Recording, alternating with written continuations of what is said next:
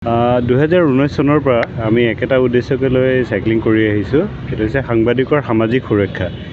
সাধাৰণতে দেখা যায় সাংবাদিকসকলে সমাজৰ সকলো স্তৰৰ সকলো লোকৰ সকলো ধৰণৰ সমস্যাখিনিক তুলি ধৰে। সাংবাদিকেও এটা পদত থাকি কাম কাজ কৰে, তেওঁলোকৰো এটা পৰিয়াল থাকে।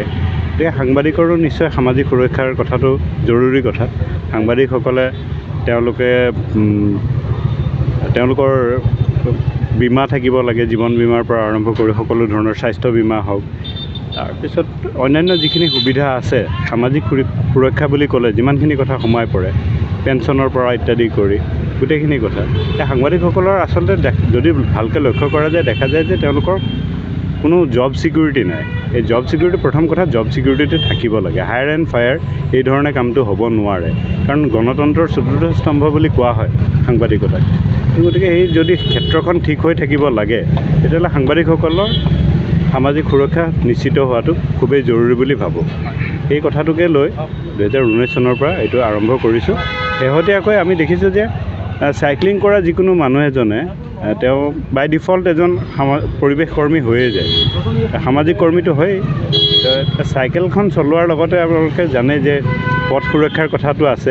গতিকে আমি পথ সুৰক্ষাৰ কথাটো লগতে লৈছোঁ, কাৰণ এতিয়া এক্সিডেণ্ট ইত্যাদি খুব বেছিকৈ বৃদ্ধি হৈছে। আৰু বিশেষকৈ দেখা যায় সৰু সৰু ল'ৰা ছোৱালীবিলাক ক্লাছ 10, 9, 10ত পঢ়া ল'ৰা ছোৱালীয়ে ঘৰত বাইক এখনৰ কাৰণে খুব বেছি হেঁচা দিয়ে।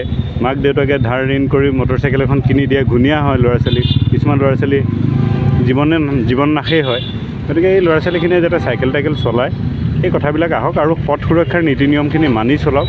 মটৰচাইকেল চলোৱা মানুহখিনিও এইখিনি মানি চলাওক, আৰু কাৰ্বন এমিশ্যনটো কম হওক। তাৰ কাৰণে যিটো জলবায়ু নিষ্ক্ৰিয়তা বা জলবায়ু নীৰৱতা সেই সম্পৰ্কে মানুহখিনি সজাগ হওক। আমি এই কথাখিনিক আগত ৰাখি চাইক্লিং কৰি আহিছোঁ ইমান দিন ধৰি, এতিয়াও সেইখিনি কৰি আছোঁ। আৰু এই উদ্দেশ্য লৈ আমি ত্ৰিপুৰা হৈ মিজোৰামলৈ যাম, সাংবাদিকসকলৰ লগত ঠায়ে ঠায়ে কথা বতৰা। কেতিয়া ওলাইছিলে বিশ্বনাথ চাৰিআলি? আমি বিশ্বনাথ চাৰিআলিৰ পৰা আজি পুৱা ওলাইছোঁ। আৰু মিজোৰাম কেতিয়া গৈ পাব বুলি লক্ষ্য স্থিৰ কৰিছে? এনেইতো পাহাৰ আছে, গতিকে পাহাৰৰ কথাটো ইমান পটককৈ ক'ব নোৱাৰি। আমি আনুমানিক 8 দিন বুলি ভাবি লৈছোঁ। 8 দিনৰ ভিতৰত আমি সম্পূৰ্ণ কৰিম, আপোনালোকক জনাম। আমি এই ক্ষেত্ৰত জিলা প্ৰশাসনসমূহে সহযোগিতা আগবঢ়াইছে নিশ্চয়? আমি আগতীয়াকৈ বৰ বিশেষ যোগাযোগ কৰিব পৰা নাই। আমি অলপ যোগাযোগ কৰিছিলোঁ এইফালে, নগাঁৱৰ ফালৰ পৰা খুব ভাল সঁহাৰি। কিন্তু তেওঁ আজি আমি গম পোৱা মতে ইয়াৰে DC তেখেত বিভিন্ন ধৰণৰ কামত তেখেত ব্যস্ত আছে। তেওঁ যদি সময় পায় আমাৰ লগত দেখা কৰিব বুলি জনাইছে। গতিকে আমি আশাবাদী। আপুনি আপোনাৰ পৰিচয়টো দিব? হয়, মই স্নেহাংকৰ চক্ৰৱৰ্তী, বিশ্বনাথ চাৰিআলিত ঘৰ। আগতে মই সাংবাদিকতা কৰিছিলোঁ, দৈনিক জনভূমি কাকতৰ সৈতে জড়িত আছিলোঁ। আমি দুজন আহিছোঁ। হয়, তেখেতৰ লগত মই সহযোগ কৰিছোঁ। মোৰ শান্তনু বৰা, মই তিনিচুকীয়াত ঘৰ, তিনিচুকীয়া কাকপথাৰ। হয় হয়। এই যে চাইক্লিং কৰাৰ যিটো মানসিকতা হয়, বা ইয়াত ক্ষেত্ৰত শাৰীৰিক উপকাৰিতা বা পৰিৱেশৰ উপকাৰিতা, এই সন্দৰ্ভত কি ক'ব আপুনি? মই সকলোকে ক'ব বিচাৰোঁ যে প্ৰকৃতিক যদি আমি ধ্বংস কৰোঁ আমি নিজে ধ্বংস হোৱা লেখীয়া হয়। গতিকে আমি প্ৰকৃতিক সংৰক্ষণ কৰিব লাগিব, আৰু আমি সেই প্ৰকৃতি সংৰক্ষণ কৰিলেহে আমি জীয়াই থাকিম। গতিকে মই ভাবোঁ সকলোকে এইটো অনুৰোধ কৰোঁ যে মানে সকলোৱে যাতে পৰিষ্কাৰ পৰিচ্ছন্ন হৈ প্ৰকৃতিবিলাক সংৰক্ষণ কৰক, আৰু ইজনে সিজনক মই যিটো কথা কৈছোঁ সকলোৱে শ্বেয়াৰ কৰক, যাতে সকলোৱে এদিন যদি ভালকৈ ৰাখে ভৱিষ্যতে সকলোৱে ভালকৈ শান্তিৰে থাকিব পাৰোঁ।